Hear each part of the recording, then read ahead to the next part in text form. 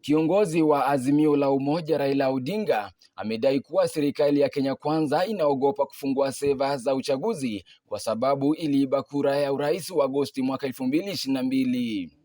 Akiongea Ijumaa, Raila alisisitiza kuwa mtoa taarifa anayedaiwa kuwa mdadisi wa IEBC anaonyesha wazi jinsi ilivyokuwa.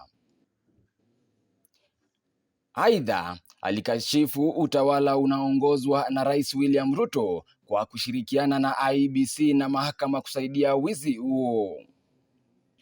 Raila amesema haya nikiyanukuu: "Watu wangu waliipa uchaguzi, mtoa taarifa anaonyesha hilo wazi, vinginevyo wamevifungua seva."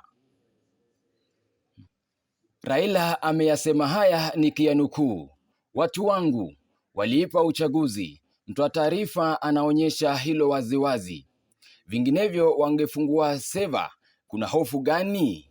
Kisha wakaharibu mahakama ya juu kama walivyofanya na IEBC." Mwisho wa nukuu.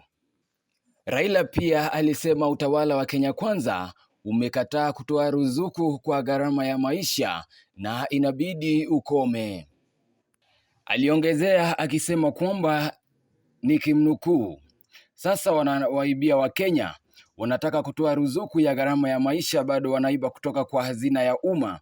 Wakati huu wanapiga risasi na kuwaua Wakenya. Inabidi kusimama Jumatatu, muda wao umekwisha. Wacha wahesabu saa hadi Jumatatu." Siku ya Alhamis, Raila alisema maandamano ya Jumatatu yatakuwa mama wa wote. Waziri mkuu huyo wa zamani ameendelea kusema kwamba hakupoteza uchaguzi wa mwaka jana, lakini aliibiwa. Alipinga matokeo hayo katika mahakama ya juu ambayo yaliidhinisha ushindi wa Ruto. Raila alitumia maandamano dhidi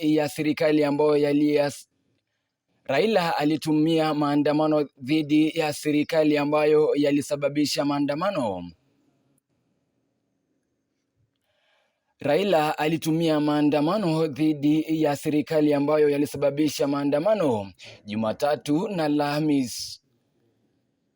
Maandamano hayo yamesababisha makabiliano kati ya polisi na wafuasi wa Raila, wizi na uporaji.